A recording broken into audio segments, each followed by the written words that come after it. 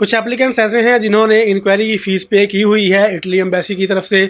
जो एक तरीक़ाकार था प्रोसेस इंक्वायरी का, उसको पूरा करने के लिए, लेकिन उसके बाद उनके डॉक्यूमेंट्स की इंक्वायरी नहीं हुई या फिर डॉक्यूमेंट्स उनके उस वक़्त सबमिट नहीं हुए थे, वो बाद में सबमिट हुए और बाद में एम्बेसी ने इंक्वायरी का जो प्रोसेस है ये मुकम्मल तौर पर ख़त्म कर दिया कि अब डॉक्यूमेंट्स की इंक्वायरी इस तरह से नहीं होगी जैसे हुआ करती थी। तो क्या जिनकी फ़ीस जमा है उनको वो फ़ीस वापस मिलेगी या फिर उनको इंक्वायरी करवानी ही पड़ेगी और उसके बाद उनका काम होगा, इसके मुतल्लिक़ बात होगी इस वीडियो में।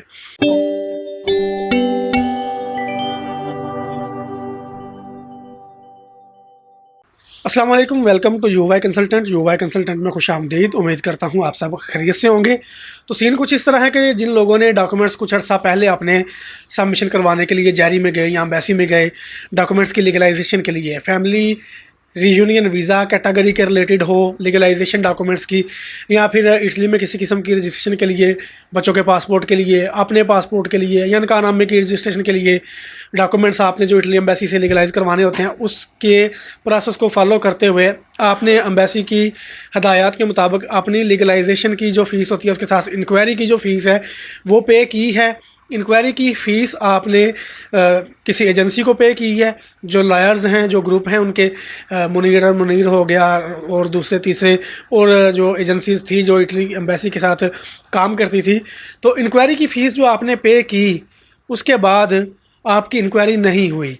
इसकी दो सूरतें, एक तो ये है कि डॉक्यूमेंट्स आपके जिस दिन आपने इंक्वायरी की फ़ीस पे की है सबमिट नहीं हुए, क्योंकि बाज़ औक़ात जारी वाले इस तरह करते हैं कि वो कहते हैं हम आपके डॉक्यूमेंट्स वगैरह चेक करते हैं तब तक आप फ़ीस जमा करवाएं। तो डॉक्यूमेंट्स में कोई मिस्टेक निकल आई, आपके डॉक्यूमेंट्स जमा तो नहीं हुए लेकिन फ़ीस आपने पे कर दी हुई थी, उसकी रिसिप्ट आपके पास होगी, स्लिप आपके पास होगी।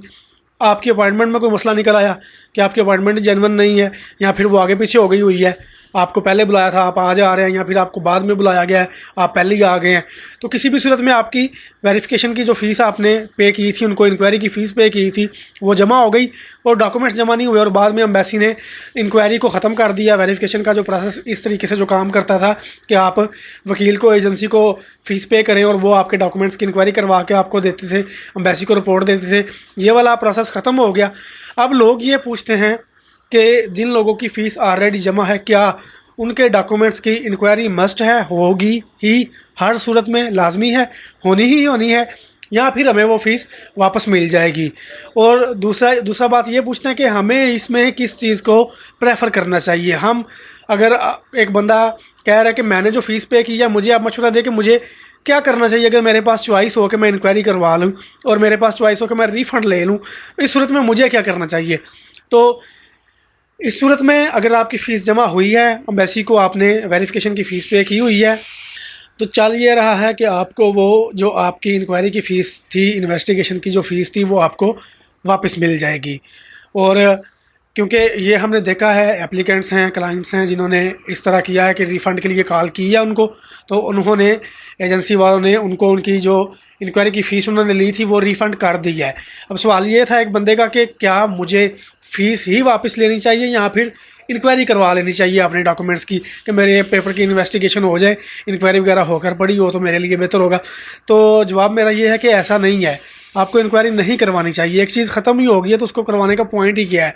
लीगलाइजेशन वैसे ही 20-25 दिन में होकर आ रही है एम्बेसी की तरफ से, उसमें कोई डिले अब वैसे नहीं रहा। तो एक प्रोसेस है वो एम्बेसी ने ख़त्म कर दिया हुआ है। अगर वो इन फ्यूचर इसको वापस लाते हैं तो क्या पता वो तरीकाकार बदल कर लाएँ और क्या पता वो जो पहले की इंक्वायरियाँ हुई हैं इनको कैंसिल कर दें। तो बेहतर यही है कि जो चीज़ आपके काम की नहीं है, यूज़लेस इंक्वायरी है, उसको क्या करवाना है आपने।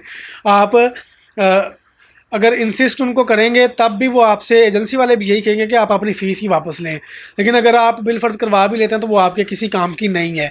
आप उनसे रिफ़ंड की कॉल करें, वो आपको जो आपकी इंक्वायरी की फ़ीस थी वो वापस दे देंगे और ये वापस हुई है। हमने देखा है अभी रिसेंटली, जिस दिन आप ये वीडियो देख रहे हैं इससे 2 दिन पहले की या 3 दिन पहले की बात होगी कि मुनीर जो एजेंसी थी उन्होंने फ़ीस वापस की है। इतना टाइम गुजर जाने के बाद भी, यानी कि वेरिफिकेशन को ख़त्म हुए कुछ अर्सा गुजर चुका है, आज भी वो फ़ीस आपकी वापस कर रहे हैं। अगर आप उनको कॉल करते हैं रिफ़ंड के लिए तो जो इन्वेस्टिगेशन की फ़ीस उन्होंने ली थी वो वापस कर देते हैं कि जो एम्बेसी की तरफ से शेड्यूल प्रोसेस में जो था वो ख़त्म कर दिया गया है एक हिस्सा, तो उसकी जो फ़ीस थी वो अब आपको वापस मिल रही है, क्योंकि उस फीस के इवज़ जो काम होना था वो अब हो नहीं रहा और उसका अब ज़रूरत भी नहीं है। तो आपको वो काम करवाने के लिए इंसिस्ट नहीं करना चाहिए, इस चीज़ पर इसरार नहीं करना कि आकर इंक्वायरी कर जाएँ। इस चीज़ पर आप उनको कॉल करें कि हमने रिफ़ंड चाहिए, वो आपसे रिसिप्ट वगैरह मांगेंगे और देखेंगे कि आपके केस की इंक्वायरी के लिए उन्होंने वकील ने कोई एक चक्कर लगाया या नहीं लगाया। अगर आपकी इंक्वायरी बिल्कुल बिगिनिंग स्टेप पर खड़ी थी, शुरू के स्टेप पर अभी तक आए नहीं थे और उन्होंने आपको कॉल वगैरह नहीं की थी आने के लिए, तो वो आपको आपकी मुकम्मल फ़ीस रिफ़ंड कर देंगे, वापस आपको मिल जाएगी। तो ये एक शॉर्ट सी छोटी सी बात थी इटली एम्बेसी की वेरिफिकेशन के हवाले से। उम्मीद करता हूँ आपके काम आएगी, और वीडियो अगर पसंद आ गई है वीडियो को लाइक करें, मुझे दुआ में याद रखें। खुदा हाफिज़।